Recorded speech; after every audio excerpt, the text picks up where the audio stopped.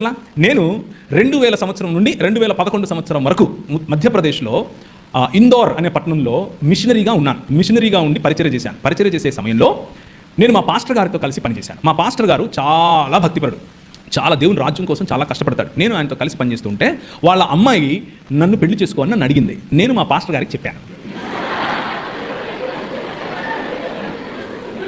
రెండు కలిపే కదా, కలిపానా లేదా చూసారా? అందుకే ట్రిక్కీ క్వశ్చన్ మీకే కాదమ్మా, మాకు తెలుసు.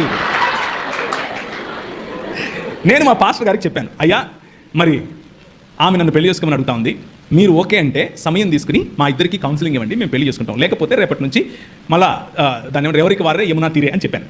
చెబితే ఆయన 2 రోజులు టైం తీసుకుని ప్రార్థన చేసి మా అమ్మతో మాట్లాడి, మా అమ్మ ఆయన ఒక మాట అనుకుని, సరే నో ప్రాబ్లం, ఆ అమ్మాయి చదువు అయిపోయి ఆ తర్వాత చేసుకుందులే అన్నారు.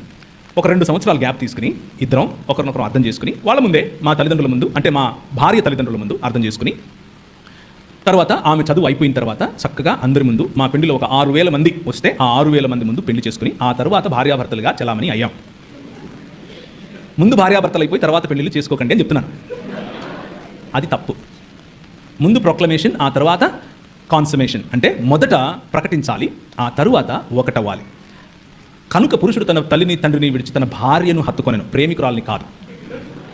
జాగ్రత్తగా వినండి, తన భార్యను హత్తుకుంటాడు, ప్రేమికురాల్ని కాదు. సో ప్రేమ తప్పు కాదు, భౌతిక సంబంధం పెండ్లి కంటే ముందు తప్పు, అది వ్యభిచారం కిందకి వస్తుంది, అది చేయకూడదు. ఇంకా క్లియర్గా ఏమని చెప్పాలా?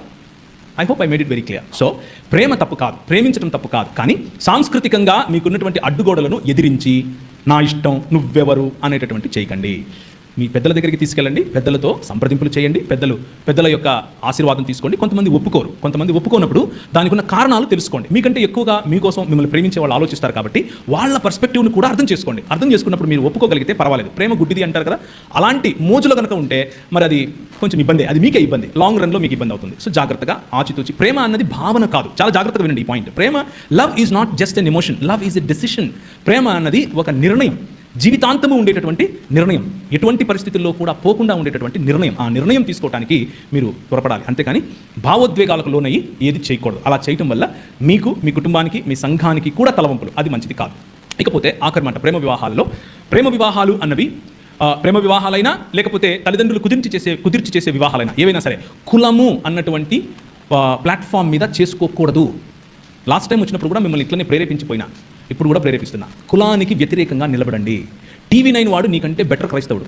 ఒకవేళ మీరు కులాన్ని పాటిస్తూ ఉంటే వాడు ఏమంటాడంటే, కులము అడిగేవాడు అడ్డగాడిదా అని వేస్తాడు టీవీలో. ఎత్తరైడా కనీసం వాడుకున్న బుద్ధి కూడా మీకు లేదంటే ఇక మీ కర్మ, దానికి నేనేం చేయలేదు. మళ్ళీ నేను పరలోకం పోవాలా?